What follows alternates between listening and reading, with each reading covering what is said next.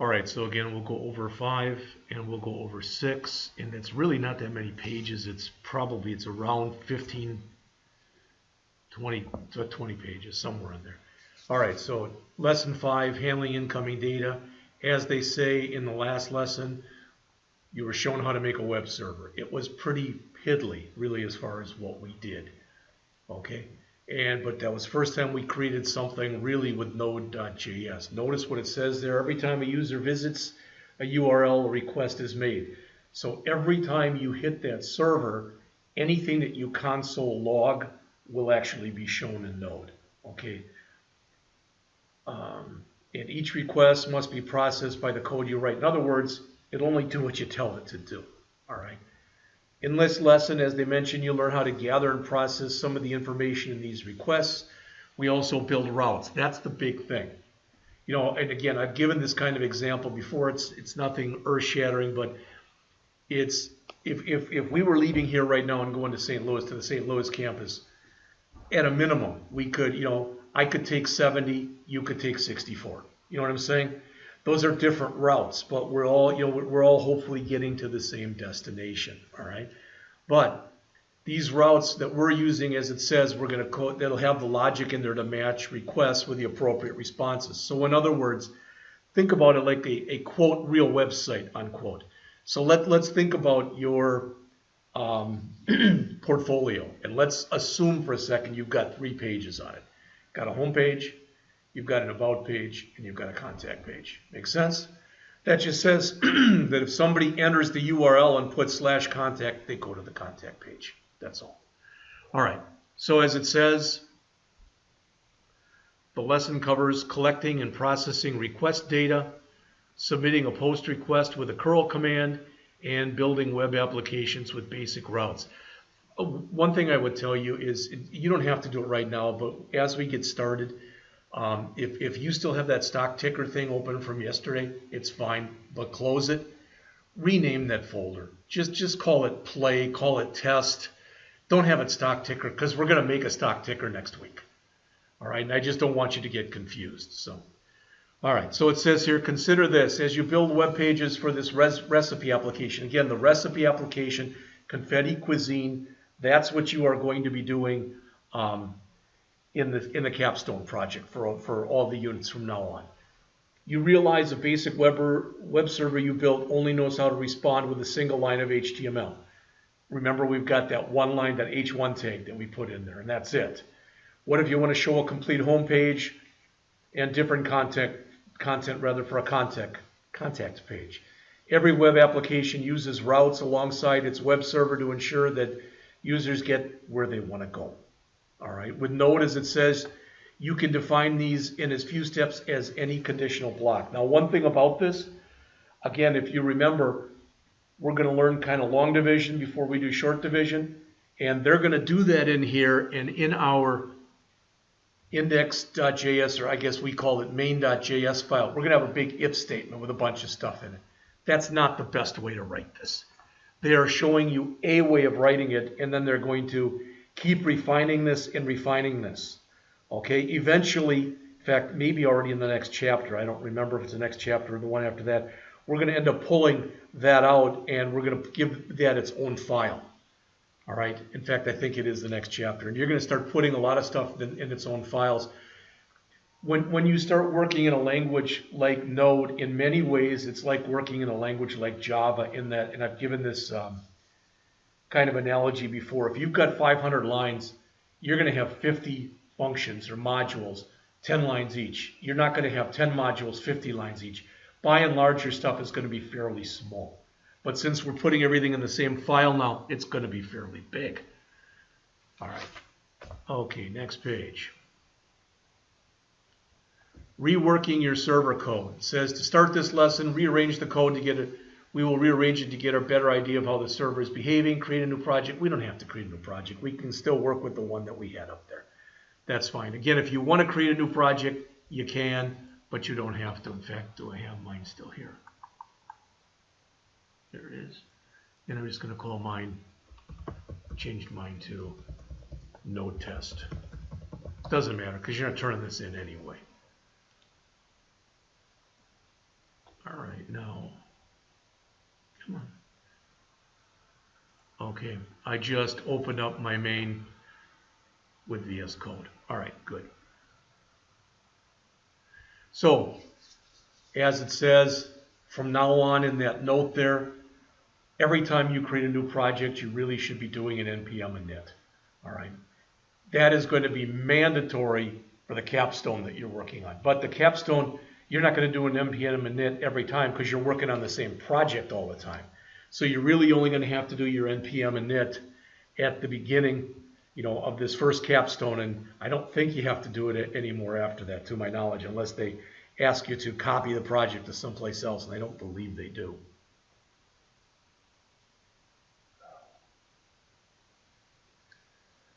All right. It says in your code you have a server object that has a callback function. So that thing that you see in there, can you go onto your VS Code and look at line 4? Unless, I think yours is set up the same way as mine. Is your line 4 say const app equal http dot create server? Yeah. Okay. That request and response right there, that's a callback function. So in other words, that received an incoming request, that does not get called until literally you run the program. Okay. Node is sitting there all the time if you've got Node up and running. But it's that received an incoming request, and just so you know, and I want you to see this. So we're gonna run this, all right. So again, start up git bash if you would. Change to the right folder if you're not there already in git bash. So do a cd to whatever you called it. Again, mine is now node test. And you should be able to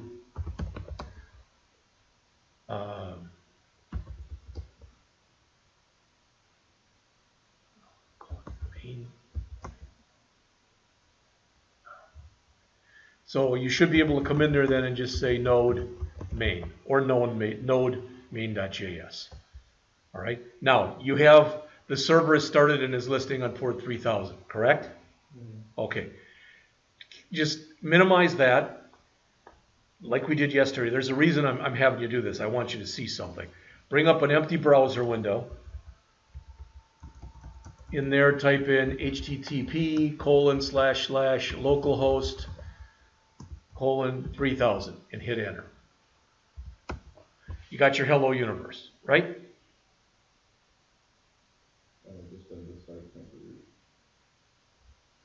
With localhost : no, it shouldn't have. Even if you change the name of that shouldn't have happened.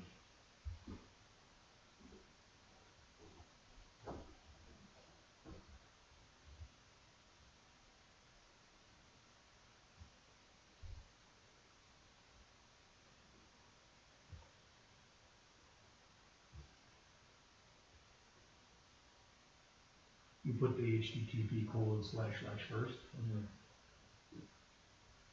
Well, let's go back. Let's look at your let's look at your code.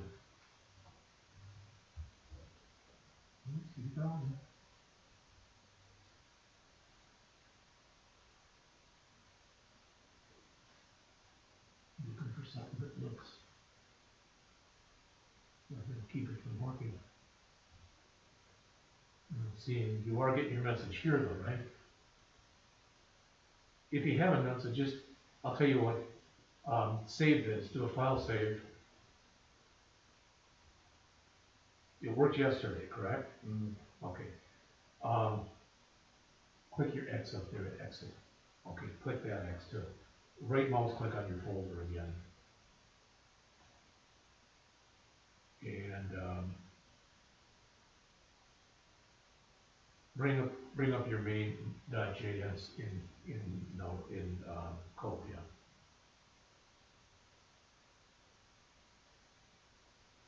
All right. Go back to your git bash. Now, is that still up from yesterday? Oh, you're in the wrong place. That's why. Do a cd to whatever you called your folder.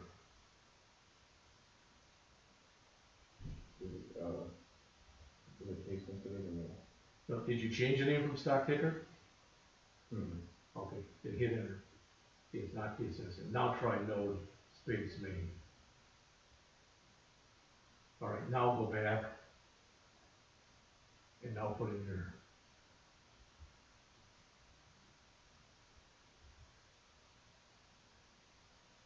there you go. Okay, good. Now click your refresh button. Click it a couple times. All right, and I'll tell you what. It should have refreshed, but just come back in here and type that in again. So type all over again what you just typed in. Good. Now minimize that. Go back. See what you've done. Oh, yeah, just press the button there. So what it is every single time you either refreshed or you typed it in and hit enter, it was a new request. All right. So that's what I wanted you to see, is the fact that it can happen multiple times. And as we start building actual sites, and as you bring up this page and this page and this page, stuff is going to change in there. If you indeed say that you want that stuff to be printed. Mm-hmm. Okay. All right.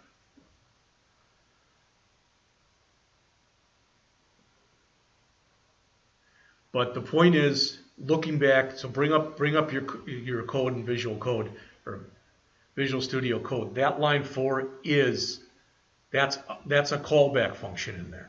So everything that you see within the parentheses, I should say, HTTP create server is calling a function. All right, enough said.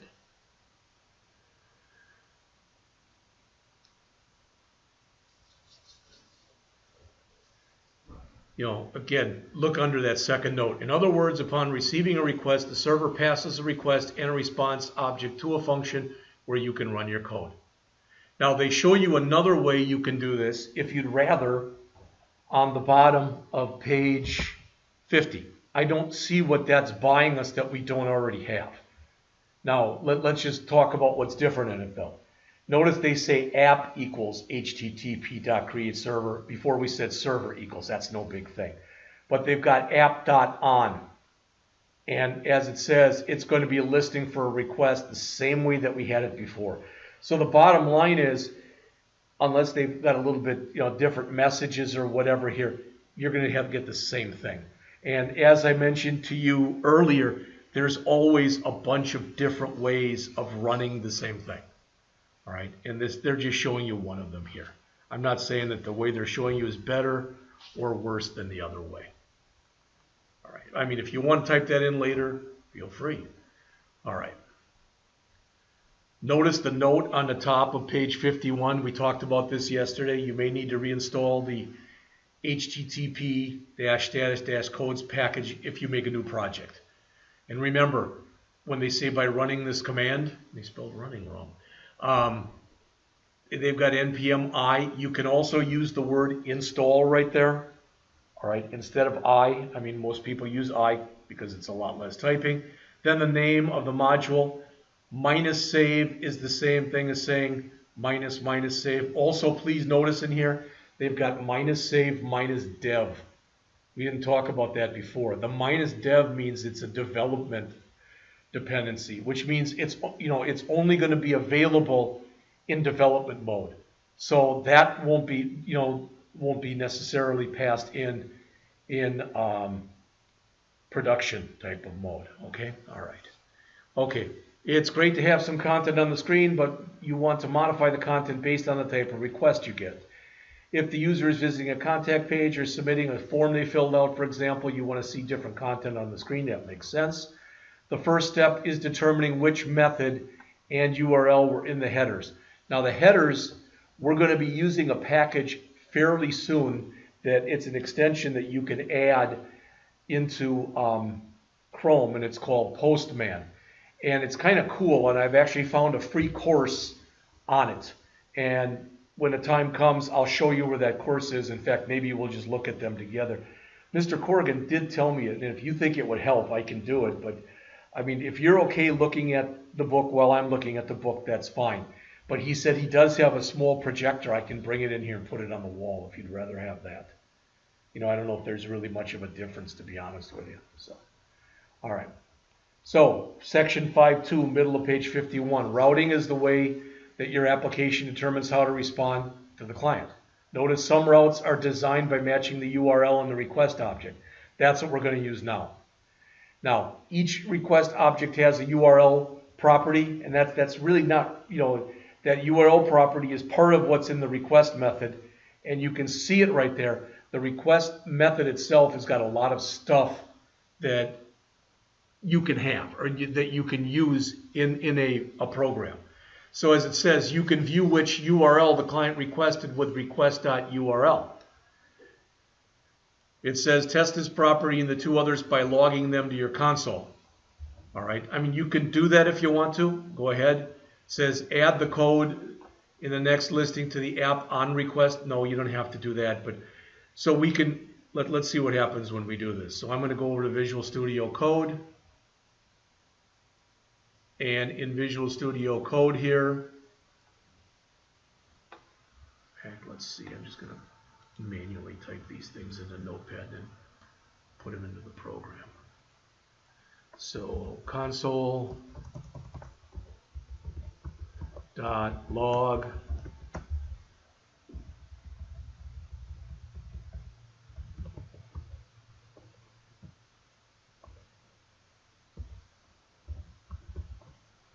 and we want request.method,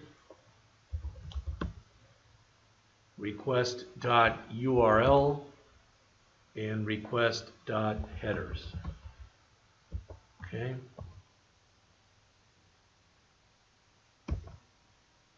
All right, so take those three lines, go back into Visual Studio Code.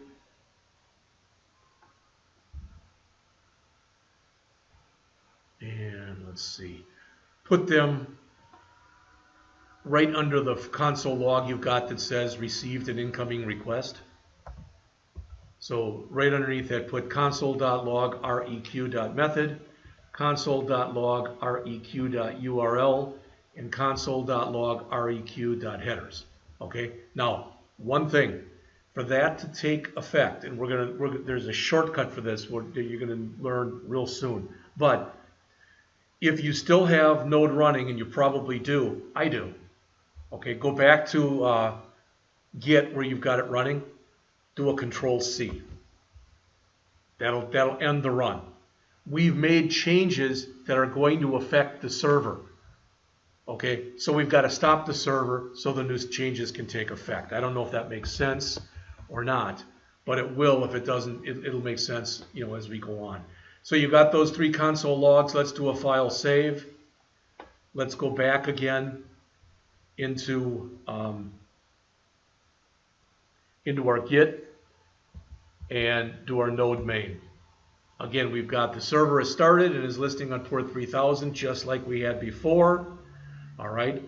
Then go in like we did before, and our localhost 3000. Let's just try to refresh the screen and do nothing else. Okay. If you still have that, if you don't have it, do another http://localhost:3000.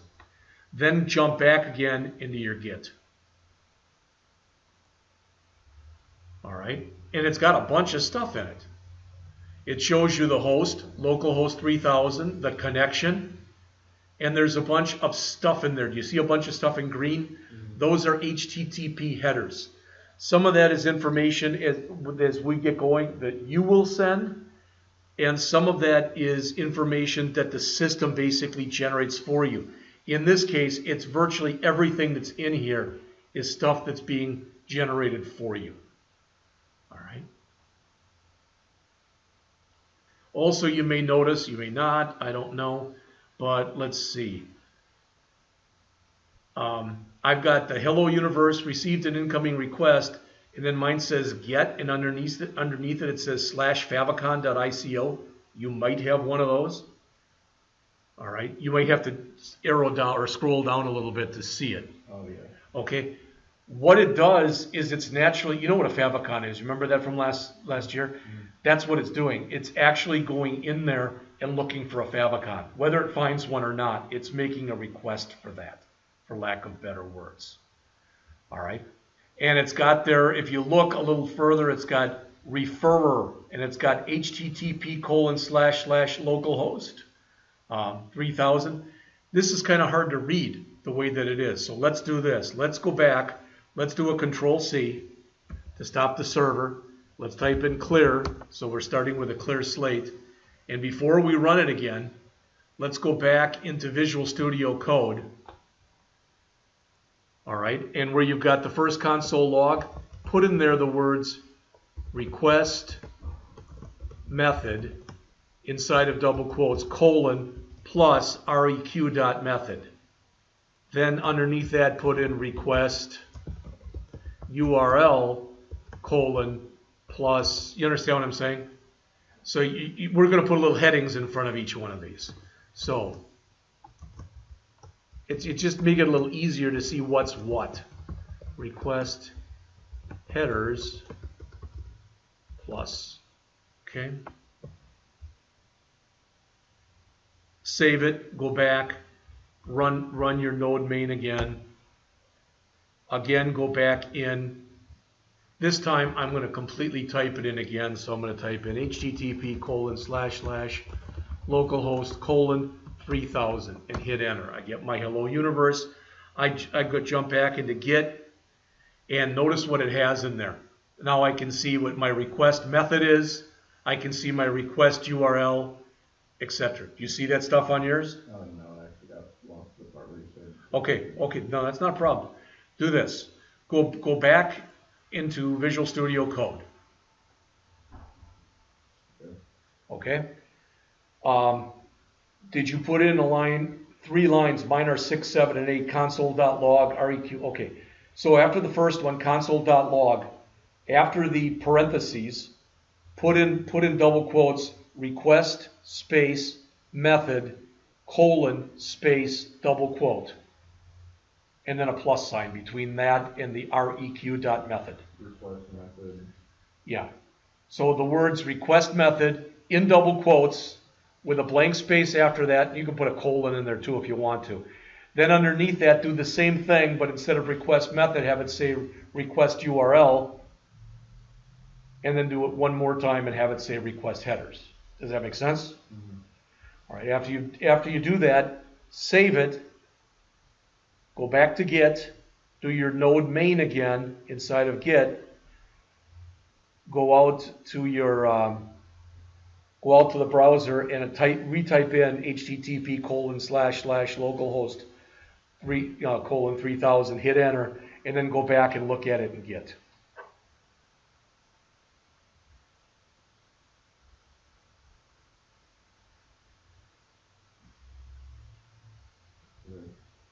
You see all that stuff now? Is it a little easier? To me, at least, it's a little easier to read. All the green stuff. All the business version and stuff. Yeah. No, I don't see that. No, the green stuff's gone. What I'm saying is we changed it by putting those messages in beforehand. Mm-hmm. Now you should just have some literally white text on a black background. Like mine says, the server has started and is listening on port number :3000. Received an incoming request. Request method get. Request URL / request headers, object, and then another sent to response, hello universe. Then it does it again. All right? And do you have something along those lines? I don't have anything else like after the request method or request URL. Okay, let's take a look at your code. This is what it looks like for me.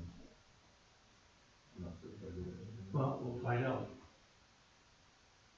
No, you misunderstood what I said. That's okay. Go to right here. Okay, hit space, plus, space, req dot, whatever it was, method or whatever it was. Mm-hmm. And then do the same thing with the next one, but it'll be plus req dot URL. And then do the next one, but it'll be plus req dot headers. Save it. Now you got to stop this, do a Control-C, type in clear, just see we're starting. Okay, now node main again.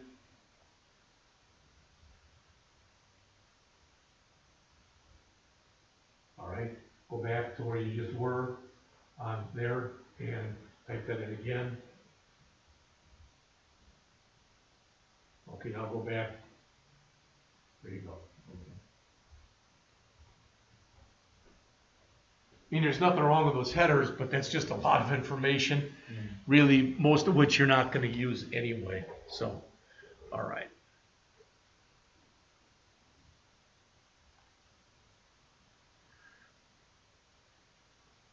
Now, this is kind of an important point underneath that. So I'm right now listing 5.2 that's on the middle part of page 51. Is that where you are? Yeah.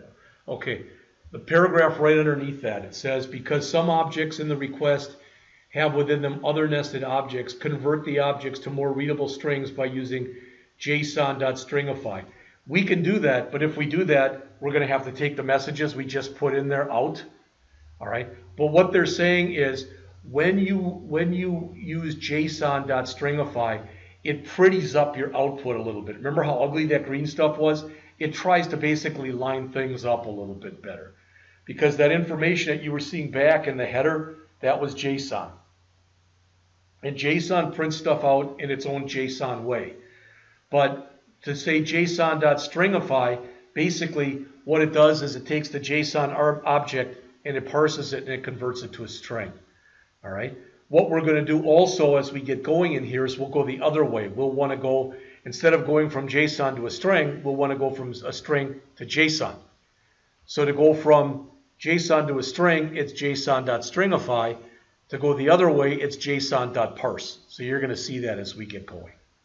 All right. So again, we could type in something like that. It's no big thing. All right, it just is going to pretty it up a little bit. That's all. Okay, turn to page 52.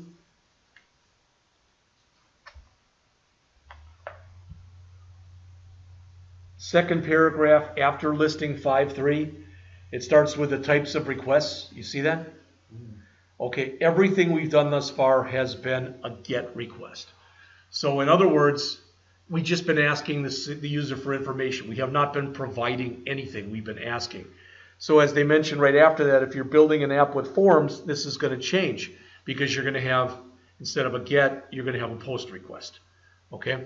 So it says there, the request object, like most objects in Node, can listen for events similar to a server. If you make a POST request, the content of the post lives in the request body. Because the server never knows how much data is being sent, posted data comes into the HTTP server via chunks. Let's break that down. First of all, when you send something through a GET, it gets sent up in what's called a query string on the top of the program. You may remember that if we ever did a form where we set the method to GET, you don't normally do that with a form, but if you do that, everything you send then gets shown up in clear text right up at the top of the screen. That's why you would never do something like that. For example, if you were sending in credit card information or whatever, there you'd want to use a post, because what the post does is it takes that information and it buries it in the header. And unless you've got access to the header, there you can't find it. That doesn't mean that somebody who really wants to dig through it and find information can't. It's possible, but it's a lot harder. All right. And they also mention here that the server doesn't know how much data is being sent. So, you know, it could be that it's a real simple form that's got name, address, and email. That's nothing. But, you know, it could be also something that you're sending that's got pictures of your kids or whatever in there. So what they're saying is the information that comes in, if you don't know this already, and believe me, I'm not a hardware guy, but if you send messages out over the internet and they're messages of any size, it's not like boom, they get sent out in one big piece. They get broken into pieces, or as they call them here, chunks. And the chunks get sent. Then when they get to the other end, the chunks have to be put back together again. That's exactly what they're talking about here. All right. So it says in the note there, data chunks allow information to stream into and out of a server.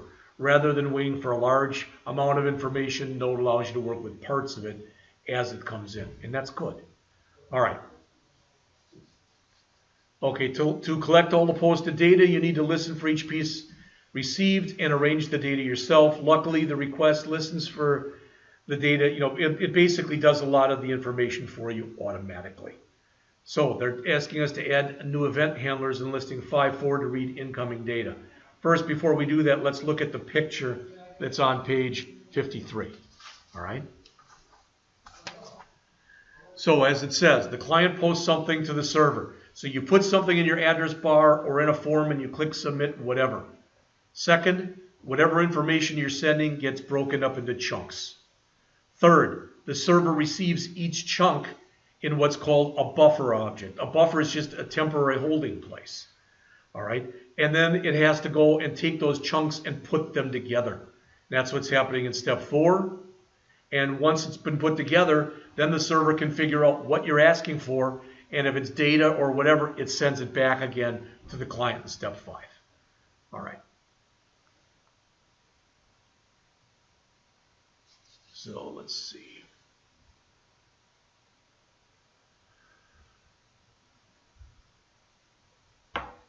This should, what I'm about to tell you right now, should work, okay?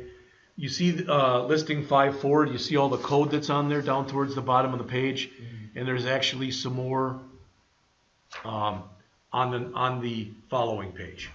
All right, let's do this. Let's see.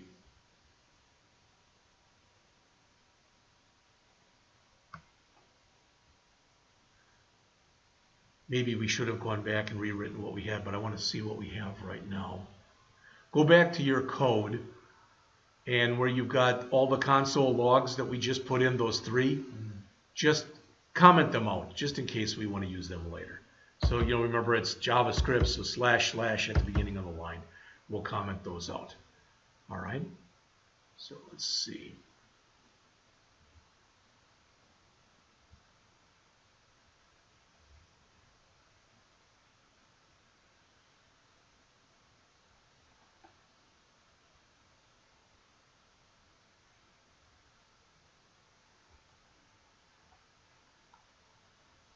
I mean, it's just that's a lot of code to have to type in.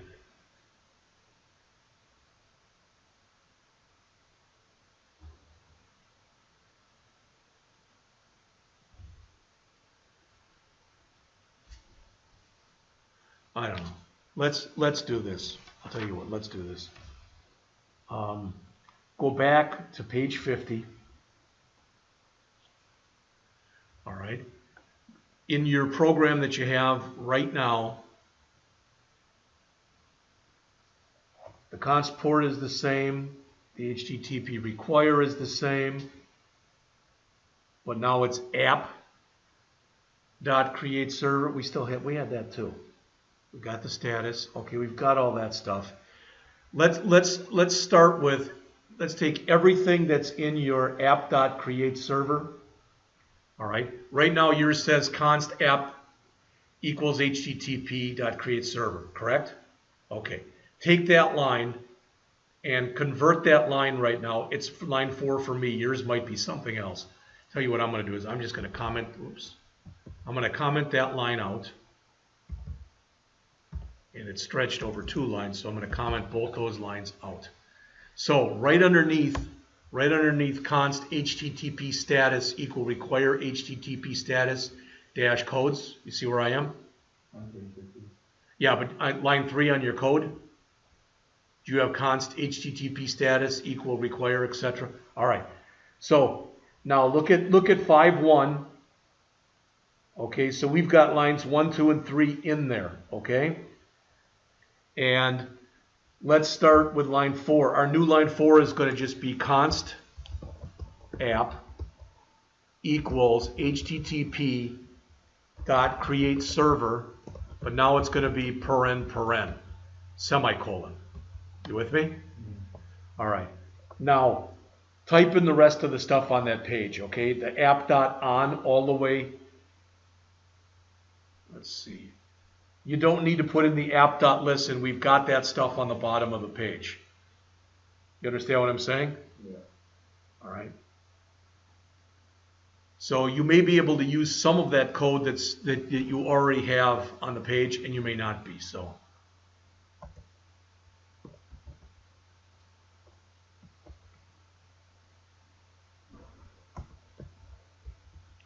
And I'm doing the same thing as you.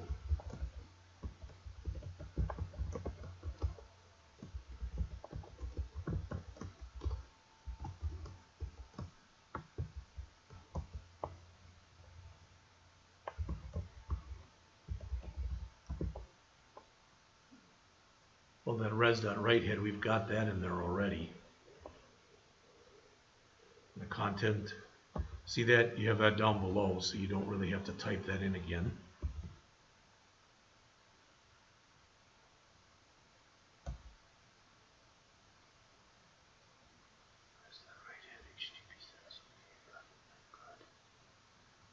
Okay. Then the let response, they have a different message. You can keep hello universe. Let's change it. This will show on the screen. That's fine.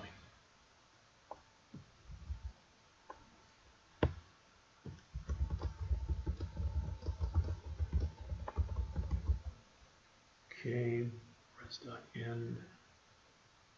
Now there's no res.write response message. There's just a res.end with response message in there.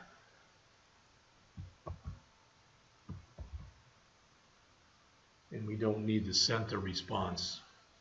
Was I supposed to delete all the stuff that was in these brackets before? No, what I'm saying is you can take all the stuff that was in there and comment everything that doesn't belong, or you can remove it. Whichever way you'd rather do it. It doesn't really matter. You can even create a new file if you want to do that and put it in there. You know, if you want, maybe that's even easier. Take what you've got, save that into main2. You see what I'm saying? So then you'd have both of them if you want them. I'm going to remove this.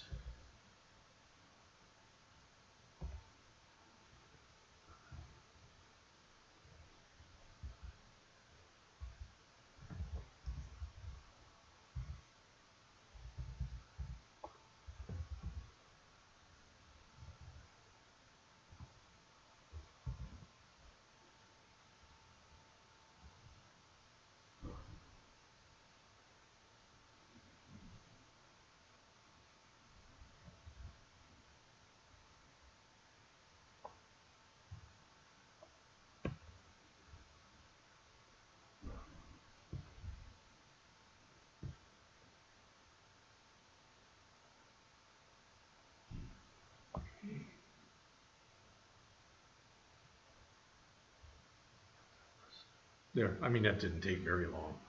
So I'm going to save that, try it, make sure it still works before we put any more code into it. So file save, go back in here, stop. You have to stop the server and then start it again. So.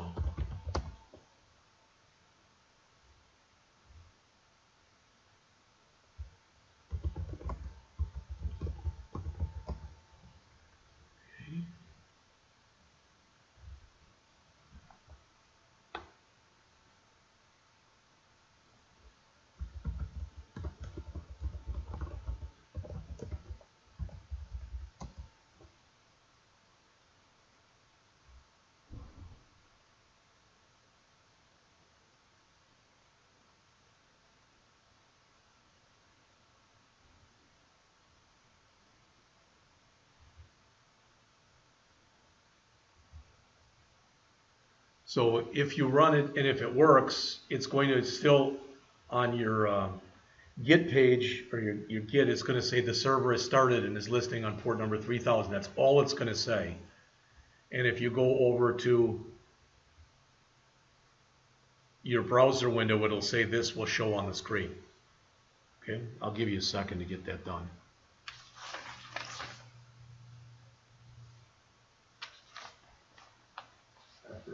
After you went to the browser and did that, was anything else supposed to show up when you did it? No. Okay.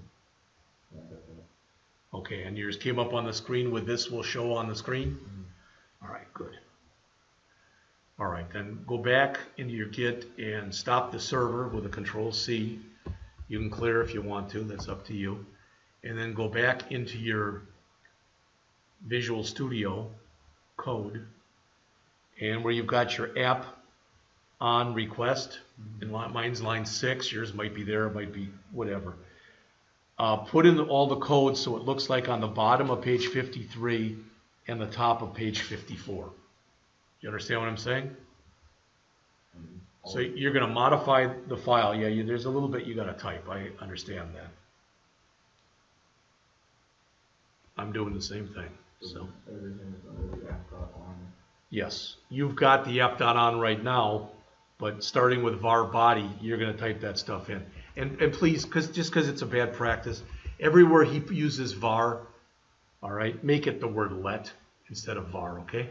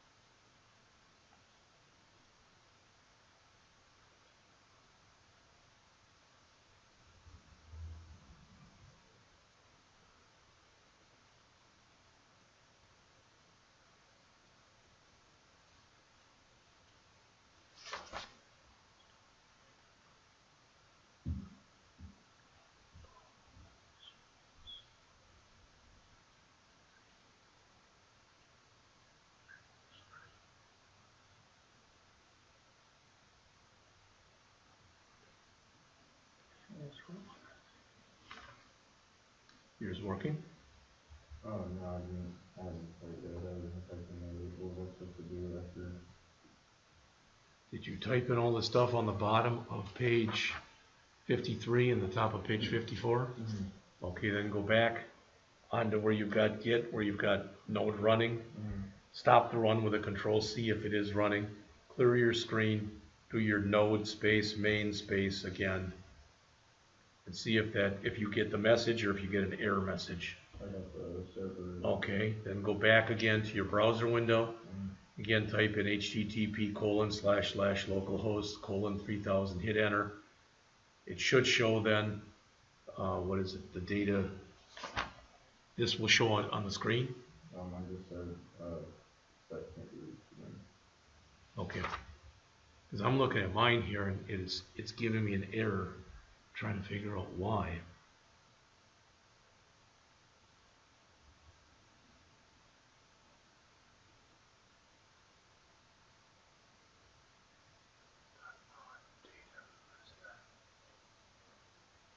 Uh-oh, that's probably why. It should be on.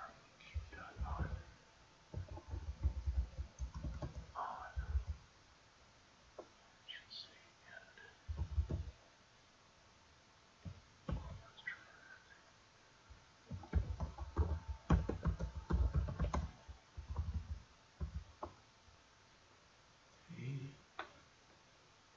Okay.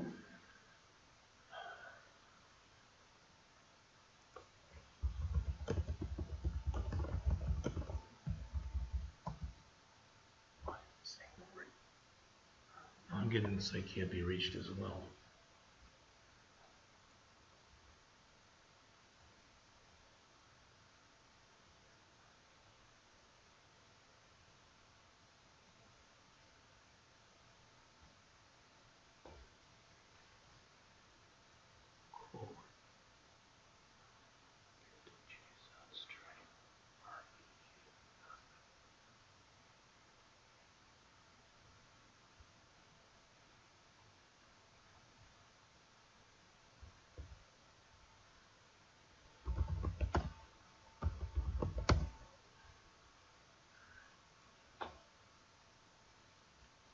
So what I'm going to do, I'm going to take this and